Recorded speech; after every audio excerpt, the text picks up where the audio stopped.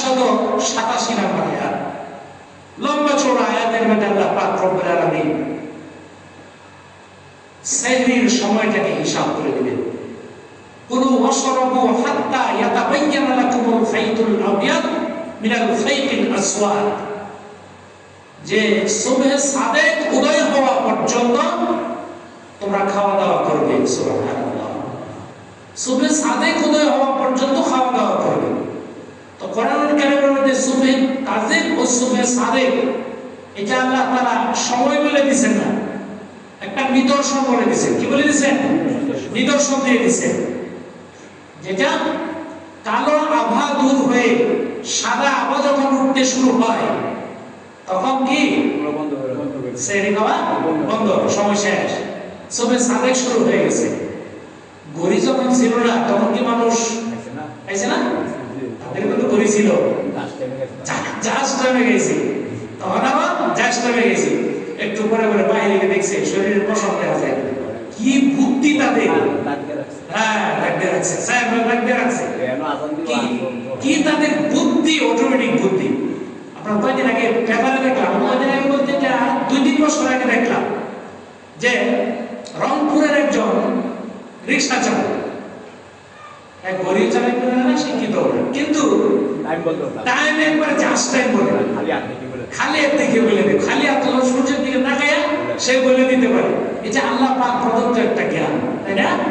তাহলে সেহরির সময় এটা আল্লাহ পাক রব্বুল আলামিন বলছেন কালো আভা দূর হয়ে যায়, সাদা আভা উদিত হয়, এইটি হলো তোমাদের জন্য সাহরির সময়। বাস আল্লাহ পাক রব্বুল, দেখবেন প্রত্যেকটা নামাজ সময় আগে আসছে। আসরের নামাজ আগাইছে পিছাইছে, এখন আমরা আস্তে আস্তে পিছিয়ে পড়তেছি। কিন্তু একটা বিষয় খেয়াল করবেন, নামাজটা ঠিক মাগরিবের নামাজের যত সময় আগে আছে আসরের নামাজটা তত সময় আছে সারা বছর। ঠিক আছে? মাগরিবের নামাজে দেখা যায় 1 থেকে 1.5 ঘন্টা আগে আমরা আসর করি, সারা বছরে 1-2 ঘন্টা আগে আছে। ঠিক আছে না?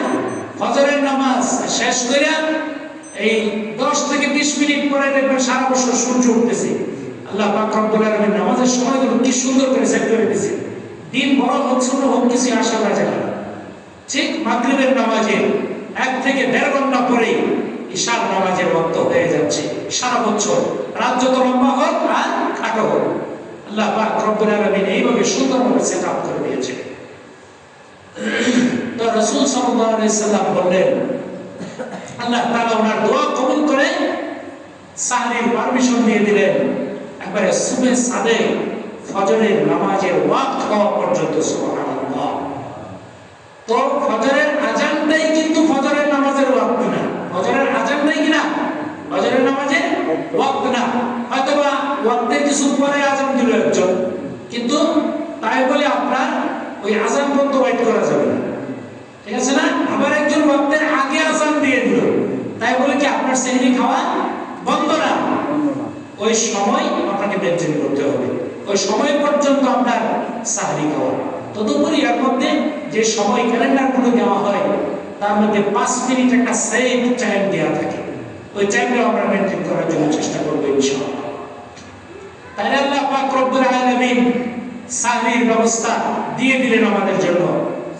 তাহলে রোজা শুরু হয় তারাবির নামাজের মাধ্যমে, রোজা শুরু হয় তারাবি নামাজের মাধ্যমে। চাঁদ দেখে আমরা তারাবির নামাজ আগে পড়ি, তারপর সাহরি, তারপর রোজা শুরু হলো আমাদের। তাহলে তারাবির নামাজ আমরা জামাতের সাথে পড়বো ইনশাআল্লাহ। প্রিয় নবী সাল্লাল্লাহু আলাইহি সাল্লাম তারাবির নামাজ পড়ে চলে যাচ্ছেন। তো এর মধ্যে সাহাবায়ে কেরাম বলছেন, সাল্লি বিনা ইয়া রাসূলুল্লাহ, ও নবীজি আমাদেরকে নিয়ে একেবারে অনেক রাত পর্যন্ত নামাজ পড়ুন। নবীজি বললেন, না, দরকার নেই অনেক রাত পর্যন্ত নামাজ পড়া।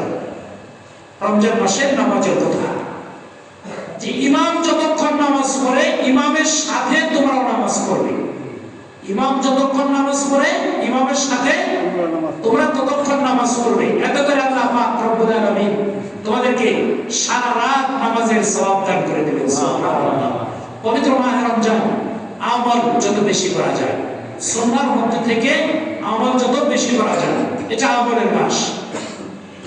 এই জন্য আমরা তারাবিহটা জামাতে ইমাম করার জন্য চেষ্টা করব।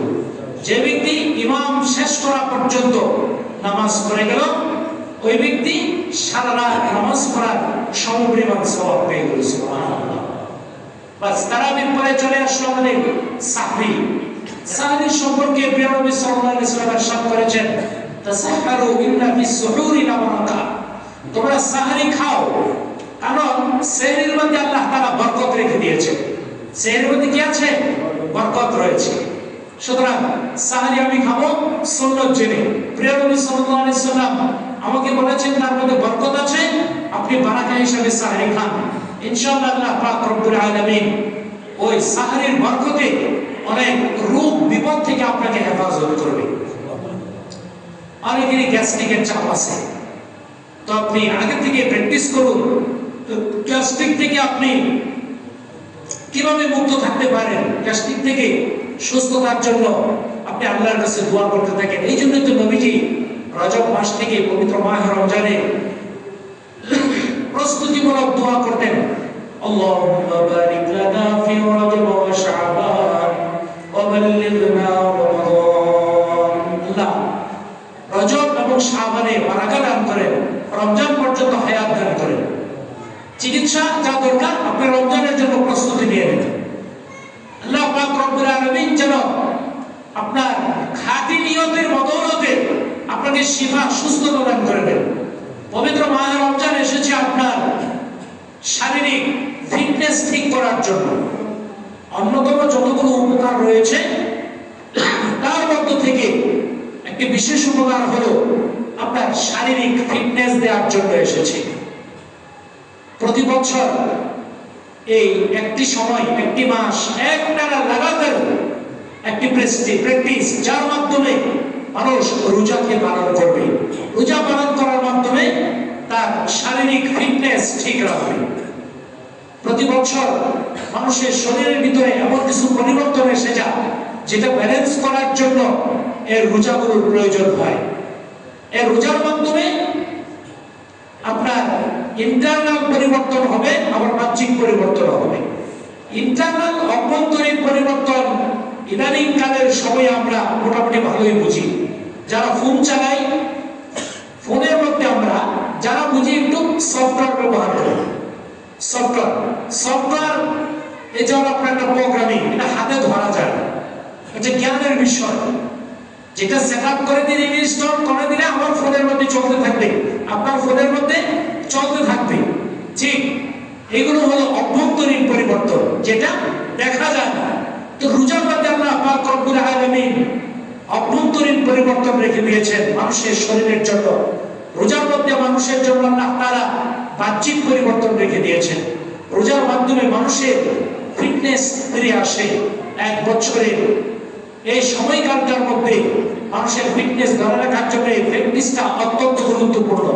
অনুরূপভাবে অভ্যন্তরীণ পরিবর্তনের জন্য এই রোজাটা দরকার। রাসূল সাল্লাল্লাহু আলাইহি ওয়াসাল্লাম ইরশাদ করেছেন, হে যুব সম্প্রদায়, তোমরা বিয়ের উপযুক্ত হলে যারা সামর্থ্য রাখো তারা বিয়ে করবে। বিয়ের উপযুক্ত হলে যারা সামর্থ্য রাখো তারা বিয়ে করবে। বিয়ে করার জন্য শর্ত আছে। বিয়ে করার জন্য কি শর্ত আছে? শর্ত হলো শারীরিক সক্ষম। পুরুষের শর্তটা হলো শারীরিক সক্ষমতা থাকতে হবে। দ্বিতীয় হলো অর্থনৈতিক সক্ষমতাও থাকতে হবে। শারীরিক সক্ষমতাও থাকতে হবে, অর্থনৈতিক সক্ষমতাও থাকতে হবে একজন পুরুষ বিয়ে করার জন্য। যদি তার শারীরিক সক্ষমতা না থাকে, অর্থনৈতিক সক্ষমতা আছে, ওই লোকটার জন্য বিয়ে করা হারাম। বিয়ে করা হারাম।